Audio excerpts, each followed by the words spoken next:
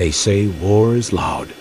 But what they forget, what they fail to understand, is that true dominance comes not in the noise of battle, but in the silence that comes before it, in the loaded tension of a helicopter rotor spinning slowly at dawn, in the soundless breath of a technician locking a Hellfire missile beneath a wing that was not made to fly, but to end flight for someone else. Now, the AH-64D Apache Longbow is not a machine built for visibility, nor for ceremony or intimidation.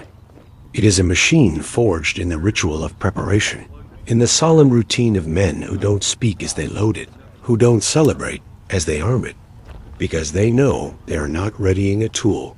They are awakening a presence that has no emotion, no allegiance to victory or defeat, number concern for the politics of borders, but only a single purpose: target acquisition and execution.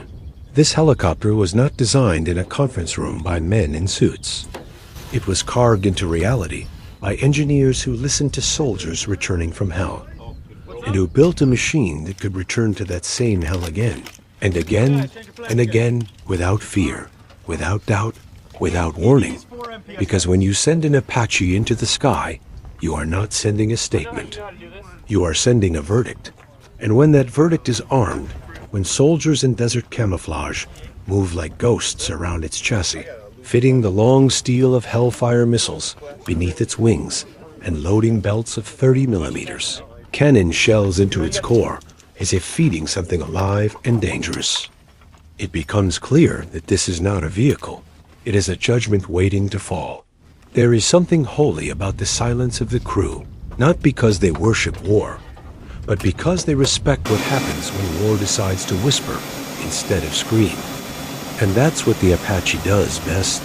It whispers death, and it does so from behind terrain, beneath radar, around corners and mountains, where your satellites can't see, and your early warnings don't matter.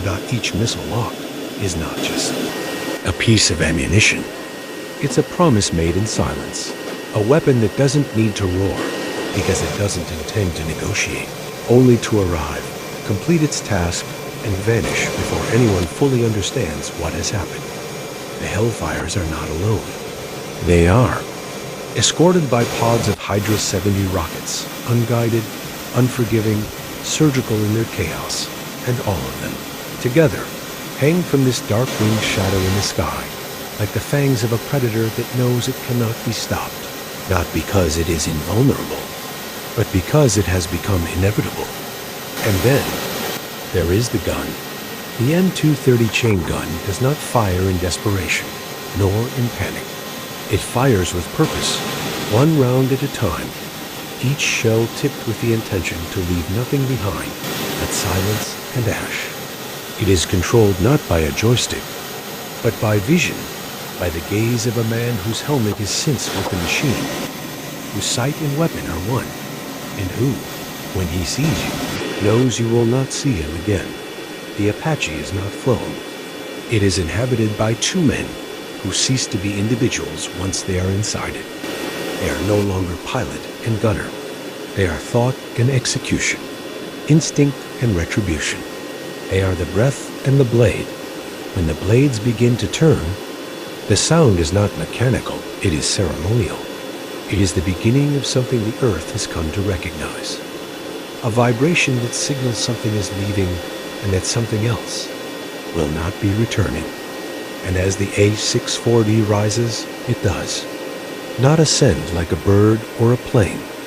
It drags itself into the air like a creature that has returned too many times from fire, coated in the dust of other people's decisions, carrying not just weapons, but memory.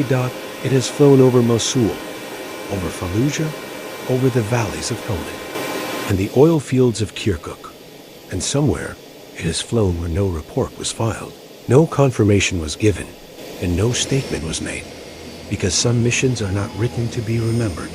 They are flown to be erased. In the hills that border Turkey, where NATO forces have trained and observed, in the skies that stretch across Syria, Iraq, and the eastern Mediterranean, there are places where the Apache has passed, and the only proof of its existence is what no longer exists that it is not built to intimidate crowds, nor to dominate with size.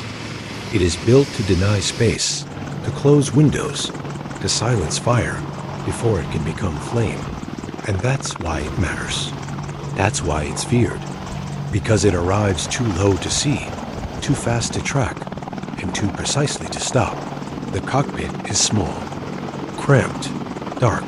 There are no luxuries, no comfort. Only instruments that monitor pressure, fuel, threat direction, and weapon status. Because this is not a place for men to sit. It is a place for decisions to be made.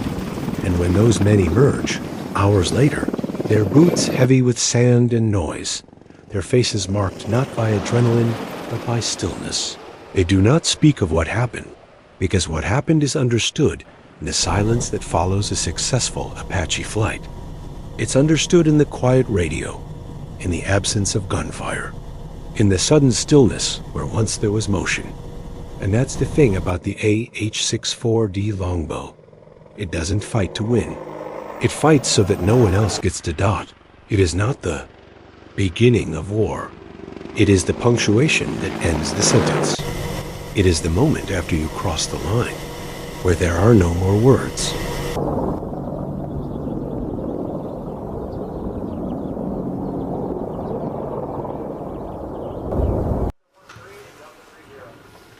Dropping Delta 13, Delta 30.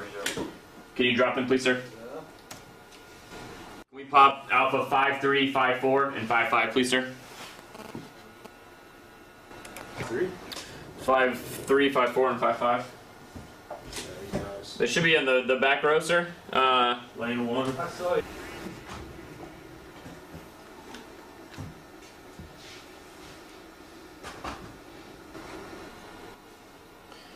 Alright, so I've got everything but the movers he's tested so far.